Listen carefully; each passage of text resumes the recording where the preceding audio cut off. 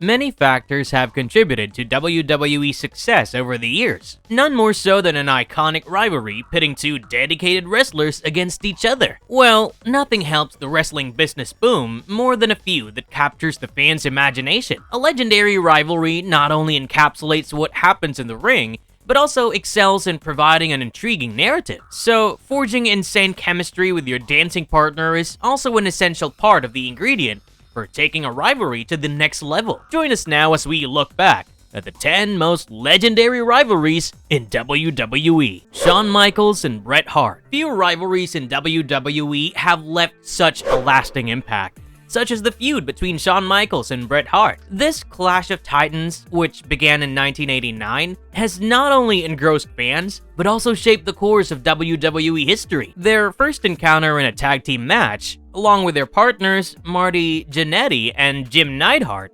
marked the beginning of a rivalry that would span almost a decade. This was just the beginning though, as the two would soon embark on an all-out war. One of their initial encounters was the first ever ladder match in WWE's history, which the Hitman won, retaining his Intercontinental Championship in the process. The next edition of their rivalry saw the Heartbreak Kid, who was the Intercontinental Champion at the time, challenging Hart for the WWE title at Survivor Series 1992. The WWE Champion would again manage to outbest Michaels, while gaining the all-important win with the sharpshooter. It took years and many epic battles for Michaels to finally get one over Hart in 1996. He outmaneuvered the Canadian in a 60-minute Iron Man match to win his first WWE title. The feud eventually ended on a sour note with the infamous Montreal Screwjob incident, in which Hart was robbed of his WWE title in 1997. Nevertheless, Bret Hart and Shawn Michaels' iconic rivalry is memorable for the fact that it carried the WWE on its back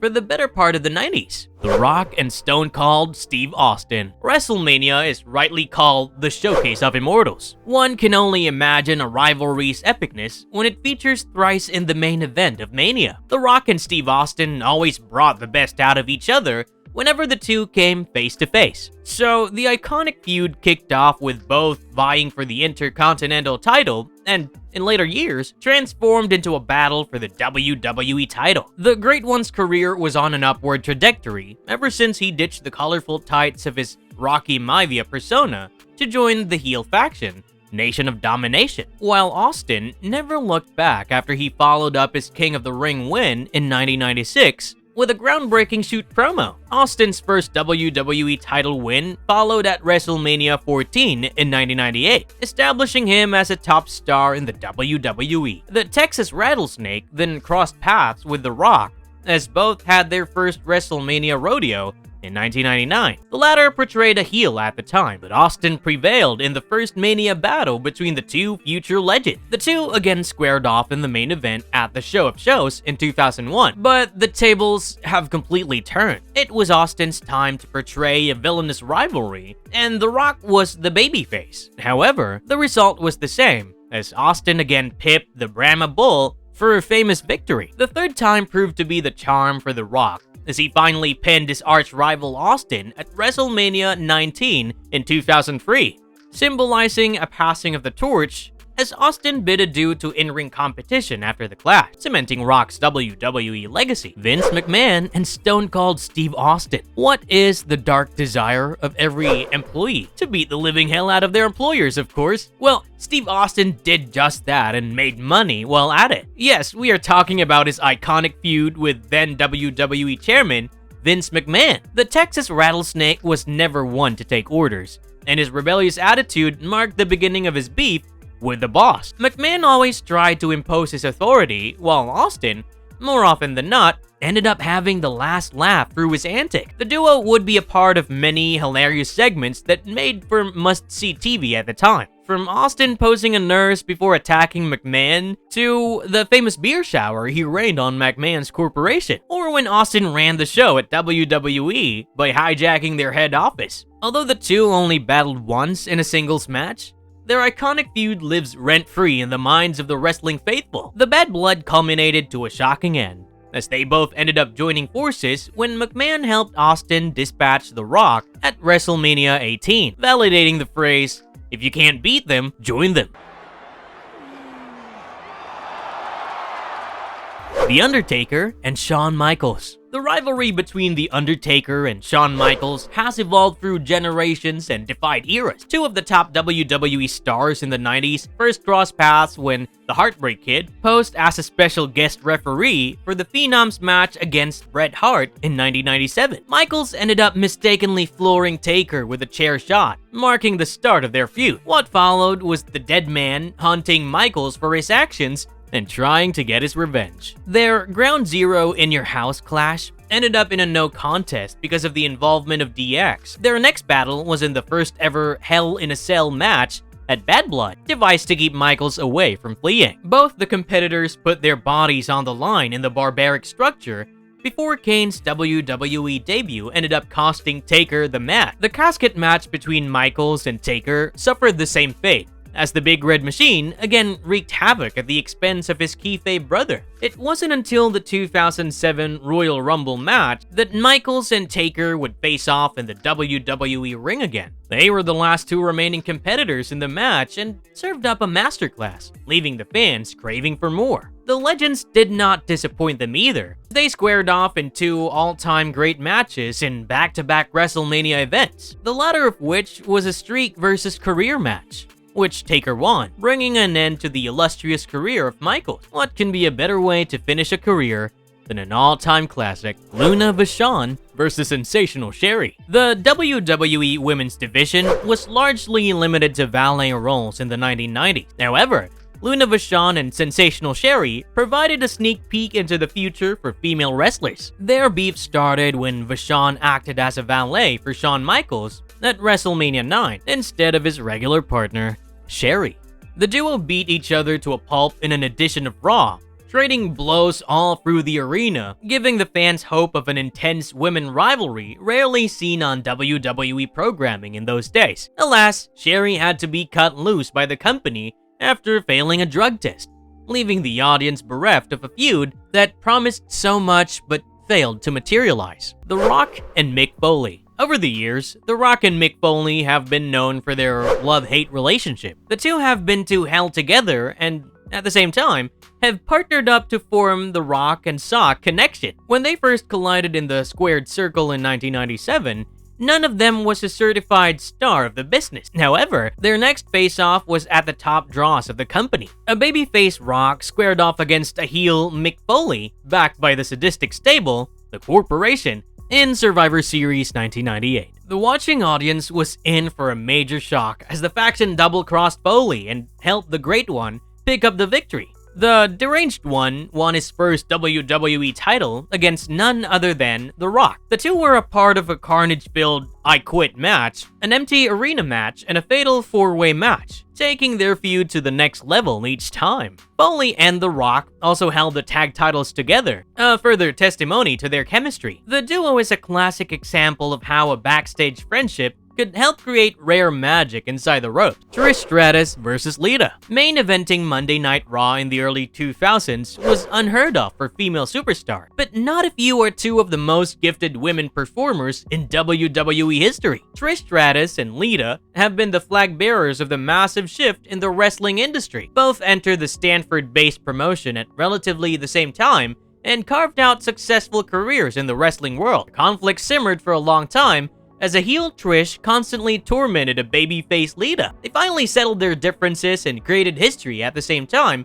when they clashed in the main event of the Red Brand in 2004. Both the stars were at the top of their game and gave the fans a spectacle that is fondly remembered to this day. Tables were turned when Lita and the Canadian performer next crossed paths for one final time in 2006. This time, Stratus was the crowd favorite, while the Queen of the Extreme portrayed a heel persona. The former TNA manager would end her storied WWE career after the match, but not before taking down her arch nemesis Lita one last time.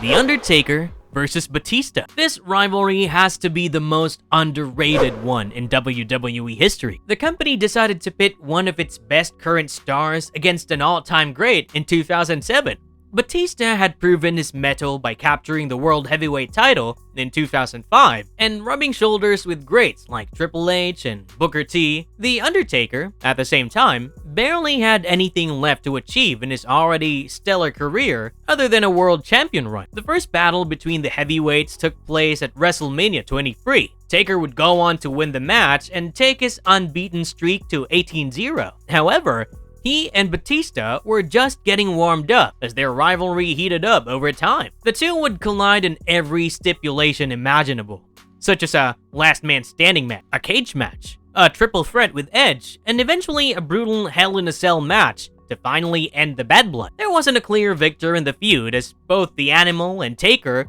were booked strongly, and the company managed to protect the hype around their characters. What seemed to click was that Batista made the Phenom look vulnerable for the first time in his career. That is what kept the fans at the edge of their seats, as the seemingly invincible Taker had finally met his match in Batista. John Cena and Edge. John Cena looked unstoppable after entering the main event scene. That was until he met the company's top heel at the time, Edge. The ultimate opportunist lived up to his reputation as he became the first wrestler to cash in his Money in the Bank contract. Cena had already been beaten to a pulp in the Elimination Chamber match at the 2006 New Year's Resolution PPV and couldn't offer much resistance. What ensued was a long-drawn battle between the two accomplished performers. Almost all of Cena and Edge's matches were for the WWE title, with the strap changing hands on numerous occasions. Notable encounters amongst the two included a win for the Sensational leader in a tables, ladders, and chairs match, and a monumental last man standing victory for Edge. The two conjured up some of the best build-up for their eventual matches. I mean, who could forget the Doctor of Thugonomics interrupting Edge and Lita's infamous live sex celebration, nor Cena throwing the rated R superstar in the river? Both men worked masterfully to make their feud historic, with so many moments to talk about. Cena and Edge complemented each other very well and seemed to hit it off every time they faced each other. Wrestling fans love a compelling storyline and an epic showdown in the ring to go with it. The legendary duo gave the fans just that, in abundance, we might add.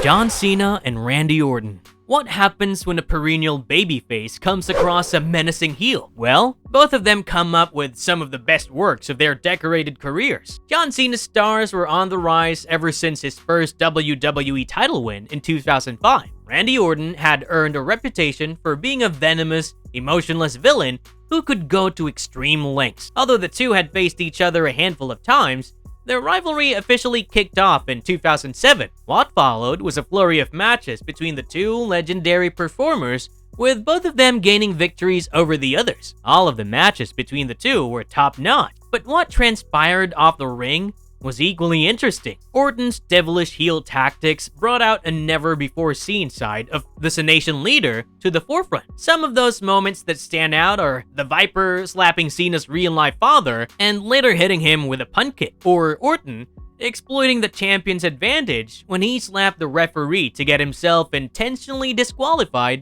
and retain his title. The rivalry started back in 2007, and the two would face each other in singles competitions as late as 2014. Cena and Orton's quest for dominance saw them compete against each other in an Iron Man match, an I Quit match, a Fatal 4-Way, and multiple Elimination Chamber matches, apart from the many one-fall matches they featured in. While both of them were top stars even before they began tussling, their stature as all-time greats was confirmed with this legendary rivalry.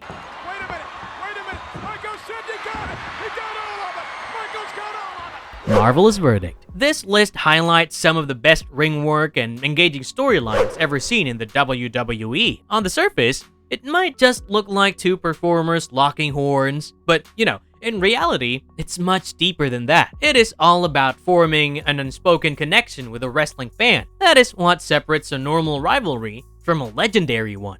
Wrestling fans can be very fickle-minded at times, hence it takes immense effort to keep them interested in a feud for so long. And these rivalries deserve all the praises, as they have managed to achieve just that. And if you liked our content, don't forget to leave a like and subscribe to our channel if you haven't already. Have a good one, and be safe. Thanks everyone!